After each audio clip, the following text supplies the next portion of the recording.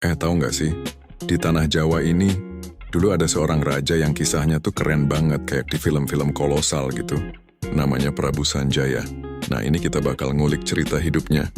Dari lahir sampai dia jadi penguasa yang disegani. Siapin cemilan, kita mulai. Jadi, Prabu Sanjaya ini bukan lahir dari keluarga biasa. Dia itu keturunan dua kerajaan besar. Ayahnya, Prabu Surakana, adalah raja kerajaan Galuh yang kedua. Ibunya, Nyai Umasari, putri dari kerajaan Kalingga. Kebayangkan darah birunya kental banget. Dari kecil namanya itu Rakyan Jambri. Dan sejak dini dia udah digembleng abis-abisan. Dididik jadi pemimpin yang kuat.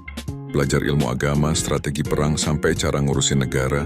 Pokoknya paket komplit calon raja idaman. Nah, namanya juga cerita kerajaan yang gak lengkap kalau nggak ada drama perebutan takhta. Pas ayahnya, Prabu Surakana, wafat, suasana di Galuh jadi panas. Pamannya sendiri, Pangeran Purbasora, yang merupakan saudara dari ayahnya, ternyata punya ambisi besar.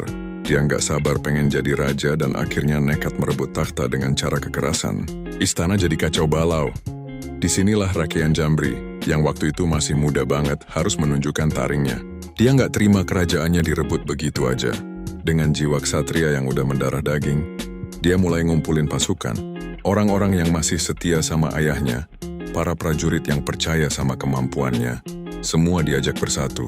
Perang saudara pun nggak bisa dihindari. Bayangin keponakan lawan paman demi takhta Galuh. Pertempurannya sengit banget, makan banyak korban. Tapi Rakyan Jambri dan pasukannya bertempur dengan gagah berani. Setelah perjuangan yang panjang dan melelahkan, akhirnya, jeng, Rakyan Jambri berhasil ngalahin Purbasora. Keadilan akhirnya ditegakkan.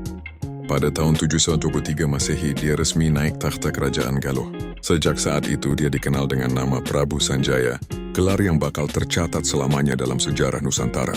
Begitu jadi raja, Prabu Sanjaya nggak buang-buang waktu. Dia langsung tancap gas buat benahin kerajaannya. Pertama, pertahanan diperkuat. Dia bangun benteng-benteng yang kokoh, biar nggak ada lagi yang berani macam-macam. Kedua, perut rakyat harus kenyang. Sektor pertanian dia kembangin, irigasi diperbaiki, supaya hasil panen melimpah. Ketiga, hubungan internasional. Dia perbaiki lagi hubungan sama kerajaan tetangga, kayak kerajaan Sunda dan Kalingga, biar damai dan bisa saling dagang. Prabu Sanjaya ini juga seorang penganut Hindu yang taat banget. Dia banyak membangun candi dan tempat ibadah. Tujuannya bukan cuma buat ritual, tapi juga buat memperkuat nilai budaya dan spiritual masyarakatnya. Pokoknya di bawah kepemimpinannya, Galuh jadi kerajaan yang kuat, makmur, dan berbudaya. Jadi setelah Sanjaya berhasil menstabilkan kekuasaannya di Galuh dan Sunda, ambisinya ternyata nggak berhenti sampai di situ. Dia melihat ke arah timur, ke wilayah yang sekarang kita kenal sebagai Jawa Tengah. Saat itu, wilayah tersebut masih terpecah-pecah jadi kerajaan-kerajaan kecil yang sering konflik. Sanjaya dengan visi besarnya, melihat peluang untuk menyatukan mereka semua di bawah satu panji. Momen inilah yang tercatat dalam sejarah sebagai awal mula berdirinya salah satu kerajaan terbesar di Nusantara, Kerajaan Mataram kuno. Bukti paling kuatnya dari mana? Dari sebuah prasasti batu yang ditemukan di halaman Candi Gunung Wukir, di lereng Gunung Merapi. Namanya Prasasti Canggal, dibuat tahun 732 Masehi. Di prasasti inilah, dengan huruf Pallawa dan bahasa Sansekerta, nama Sanjaya disebut dengan gelar Rakai Mataram Sang Ratu Sanjaya. Ini adalah proklamasi. Sanjaya secara resmi mendeklarasikan dirinya sebagai raja dari sebuah kerajaan baru yang berpusat di tanah Mataram. Dia nggak cuma menaklukkan, tapi juga membangun. Dia memindahkan pusat kekuasaannya ke sana, menyatukan daerah-daerah kecil, dan meletakkan fondasi sebuah kerajaan yang akan menjadi superpower di masa depan. Ibu kotanya didirikan di sekitar Gunung Merapi, tanah yang subur dan strategis. Terus, gimana nasib kerajaan Galuh yang udah dia rebut? Nah, disinilah letak kebijaksanaan Sanjaya sebagai seorang pemimpin dan ayah. Setelah merasa usianya semakin senja dan fondasi Mataram kuno sudah kokoh, dia sadar sudah waktunya regenerasi. Dia nggak mau serakah megang dua kerajaan sendirian. Maka takhta kerajaan Galuh dia serahkan kepada putranya namanya Tamperan Barmawijaya.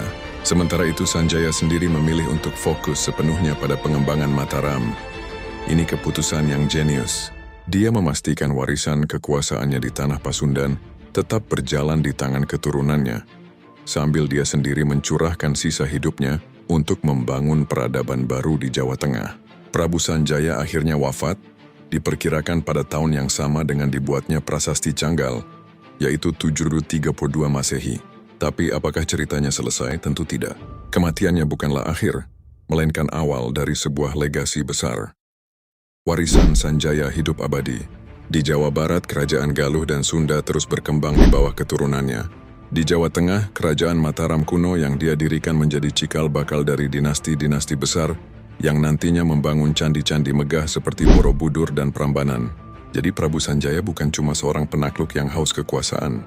Dia adalah seorang visioner, seorang founder, seorang pembangun peradaban. Dari perebutan takhta di Galuh hingga pendirian Mataram kuno, Sanjaya telah mengukir namanya sebagai salah satu tokoh paling fundamental dalam sejarah awal peradaban Jawa.